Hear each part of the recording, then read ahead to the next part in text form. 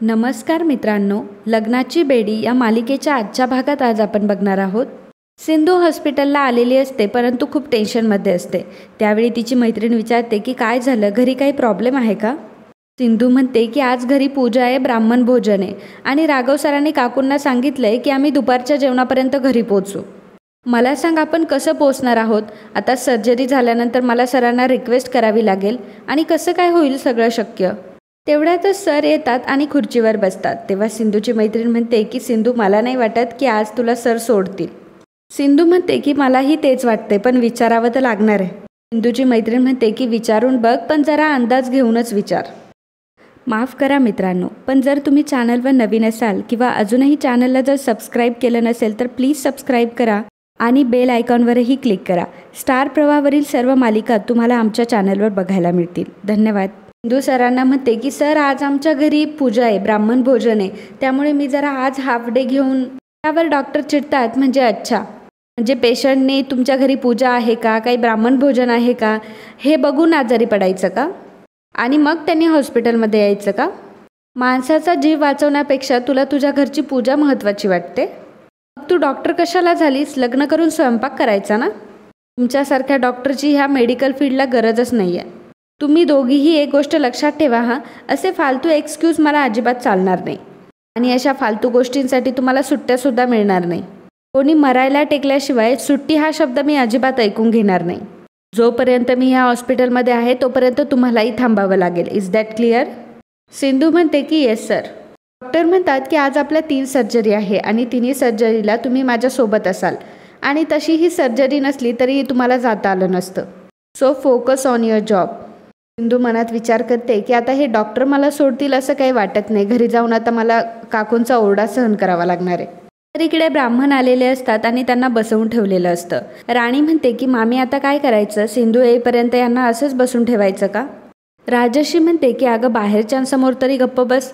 ऋतुजा म्हणते की आता सगळ्यांनाच भूक लागली आहे, त्यांनी तरी काय करायचं. वहिनी साहेबाबो किती वाट बघायची, आता ते गुरुजीसुद्धा खोळंबलेत, अजून किती वाट बघायची. पण त्यांना घरी जेवायला बोलवलंय आणि वाट बघायला लावलंय. रुक्मिणी म्हणते की राजश्री वाढायला घे. तर सर्व ब्राह्मणांना जेवण्यासाठी बोलवलं जातं. राजश्री राणीला म्हणते की ज्या सुनेसाठी हे ब्राह्मण भोजन ठेवलंय ती सून कुठे. राणी म्हणते की ती गेली आहे ना बाहेर भटकायला. तुझ्या म्हणते की याला काय अर्थ आहे, अशाने काय पूजेचं फळ मिळणार आहे. राणी म्हणते की हो, पण आता तिला हे कोण सांगणार. इकडे सर्व ब्राह्मणांना जेवण वाढलं जातं. ब्राह्मण भोजनही झालेलं असतं. सर्व ब्राह्मणांची निघण्याची वेळ होती तेव्हा राजश्री म्हणते की गुरुजी थोडा वेळ आपण वाट बघूयात का, म्हणजे राघव आणि सिंधू येतीलच लगेच. तर ब्राह्मण म्हणतात की हो ठीक आहे, पण आम्हाला जास्त वेळ बसता येणार नाही.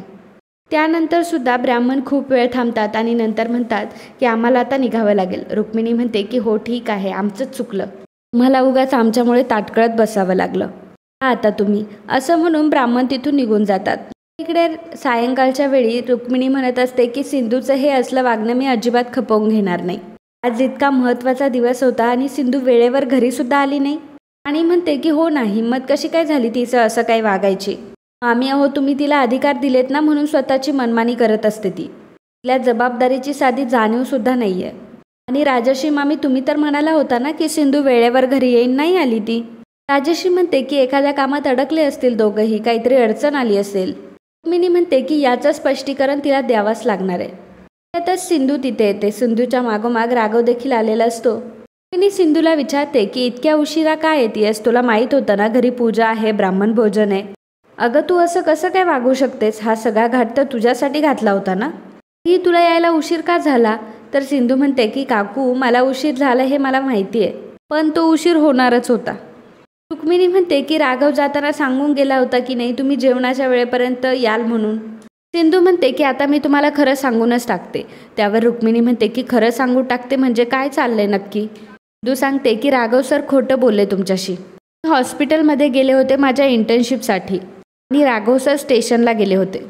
मी कुठल्याही सह्या करायला नव्हतो गेलो. सिंधू राघवला सॉरी म्हणते. रुक्मिणी म्हणते की तू काय सांगितलंस की तुमच्या लग्नाच्या काहीतरी डॉक्युमेंटचं काम होतं म्हणून तुम्ही दोघं जण जात आहे, हो ना.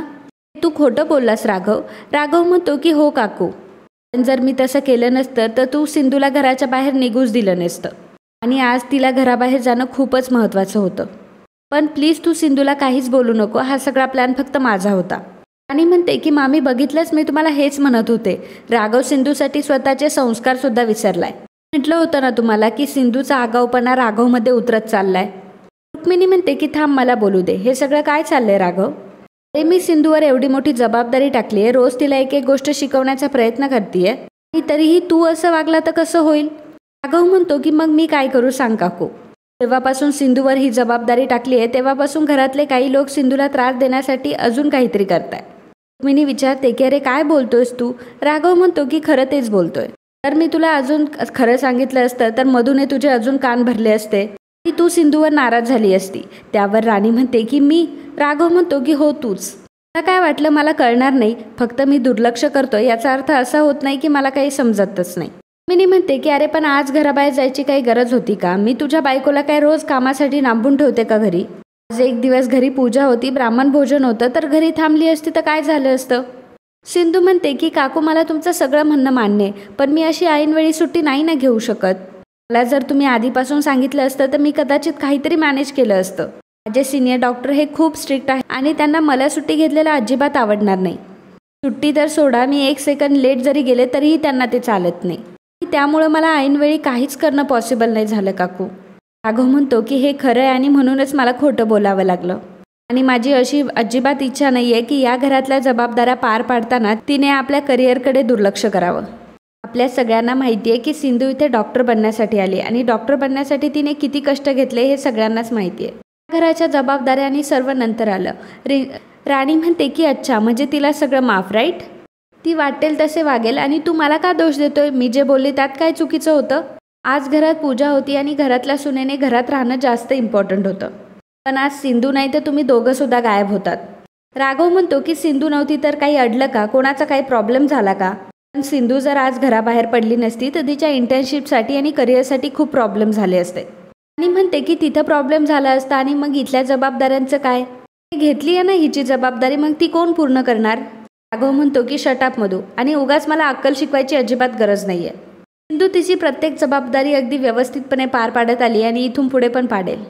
त्यात मला व्यवस्थित कळतंय की तू नक्की काय करती असते. मुद्दाम पूजेबद्दल सिंधूला सांगितलं नाही आणि काकूला जाऊन निरोप दिला की तू सिंधूला सगळं काही सांगितलंय. तुझ्या वागण्याकडे दुर्लक्ष करतोय याचा वापर करून घेऊ नकोस. तिची मात्र आता बोलती बंद झालेली असते. राघव तिथून रागाने निघून जातो. सिंधू म्हणते की काकू, राघव सर खोटं बोलले यासाठी मी माफी मागते. त्यांनी हे सगळं असं मुद्दाम नाही केलं. मी म्हणते की क्या बात है, राघवचं नशीब फुटका आहे म्हणून त्याला तुझ्यासारखी बायको मिळाली. काय अवस्था करून टाकली बिचाऱ्याची. सिंधू म्हणते की अहो मधुताई, काय बोलताय तुम्ही हे? राणी म्हणते की काय चुकीचं बोलले मी? त्या बिचाऱ्याने काय नाही केलंय तुझ्यासाठी? त्यासाठी तो एवढा खोटं बोलला, माझ्याशीही तो लढला आणि तू त्याचंच पितळ उघडं पाडलंस. तू सगळ्यांना हे सांगितलं की तो खोटं बोललाय. प्रत्येक वेळी नुसतं महान बनण्याचीच हौस आहे तुला. सिंधू म्हणते की मला महान बनण्याची सवय नाही आहे, मला फक्त खोटं बोललेलं आवडलं नव्हतं म्हणून मी सांगितलं. रुक्मिणी म्हणते की बस झालं, पुरे झाला हा विषय, जे व्हायचं होतं ते होऊन गेलंय. रुक्मिणी तिथून निघून जाते तर इकडे सिंधू तिच्या रूममध्ये येते. राघव मात्र तिच्यावर रुसलेला असतो. सिंधू म्हणते की राघव सॉरी, मला माहिती आहे की तुम्ही माझ्यावर चिडलात, पण अहो खोटं बोलणं मला नाही योग्य वाटलं. राघव म्हणतो की तुला काय वाटलं मला आवडतं का असं खोटं बोलणं?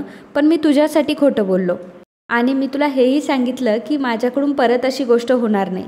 पण तू काय केलंस, सगळ्यांसमोर हे सांगितलंस की मी खोटं बोललोय म्हणून.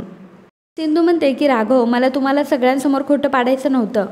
राघव सर, काकूंनी सगळी जबाबदारी माझ्यावर टाकली आणि मी जर असं खोटं बोलून बाहेर राहिले तर कसं चालेल? माझ्यासाठी तुम्ही खोटं बोललात, पण तुम्ही आणि मी काय वेगळे आहोत का? आपण सर्वांसमोर जर हा आदर्श घालून दिला तर बरोबर वाटतं का हे? राघव म्हणतो की आपण काय मुद्दाम खोटं बोलत नाही आहे. या लोकांना चांगलंच ओळखतो. जर मी बोललो नसतो तर या लोकांनी तुला किचनमध्ये बसवून ठेवलं असतं. एक गोष्ट लक्षात ठेव, जग इकडचं तिकडं झालं तरी चालेल, पण तुझ्या करिअरमध्ये मी कॉम्प्रोमाइज करू देणार नाही. सिंधू म्हणते की राघव सर, मला तुमच्या भावना कळताय, पण आपल्याला यावर काहीतरी उपाय शोधून काढावा लागेल. बाहेर जायचंय, मला कामाला जायचंय, म्हणून मी असं रोज तर नाही खोटं बोलू शकत ना. राघव म्हणतो की नाहीच बोलायचंय, मी ऑलरेडी तुला एकदा सांगितलं आणि परत एकदा सांगतो, परत माझ्याकडनं ही गोष्ट होणार नाही, दॅट्स इट. सिंधू म्हणते की थँक्यू अँड सॉरी. राघव म्हणतो की इट्स ओके. सिंधू म्हणते की बरं, मी जरा काकूंशी बोलून येते. मला सांगायला हवं की घरा इतकंच मला इंटर्नशिपसुद्धा महत्त्वाची आहे. त्यांना जर खरंच वाटत असेल की या दोन्ही गोष्टी मला एका वेळी नाही सांभाळता येते तर मी त्यांना सांगणार आहे की मला दिलेल्या जबाबदाऱ्या तुम्ही काढून घ्या. आणि मित्रांनो, आजचा हा भाग इथेच संपतो. पुढील भागात आपल्याला पाहायला मिळणार आहे राणी राघवला म्हणते, सिंधूवर जेवढं प्रेम करतोस त्याच्या अर्ध प्रेम तरी तू माझ्यावर केलंस का रे? सिंधूने तुझ्यावर अशी काय जादू केली? तू का वागलास माझ्याशी असं? राघव म्हणतो की माझ्यामध्ये आणि सिंधूमध्ये काय आहे याच्याशी तुझा काहीही संबंध नाही आहे. की आता सिंधू तिथे येते. राणी सिंधूला बघते आणि म्हणते की तू आमचं बोलणं चोरून ऐकत होतीस. ती सिंधूला म्हणते की तू जरी ऐकलं असेल तरी मला काहीही फरक पडत नाही. सिंधू, तुला व्यवस्थित माहिती आहे की तू माझं आयुष्य उद्ध्वस्त केलं आहेस, पण एक गोष्ट लक्षात ठेव की तू या नात्यात कधीच सुखी राहणार नाही. तर मित्रांनो, असेच लग्नाची बेडी या मालिकेचे अपकमिंग एपिसोड बघण्यासाठी आत्ताच आपल्या चॅनलला सबस्क्राईब करा. आणि आजचा हा व्हिडिओ तुम्हाला आवडला असेल तर व्हिडिओला लाईक आणि कमेंट करायला अजिबात विसरू नका. धन्यवाद.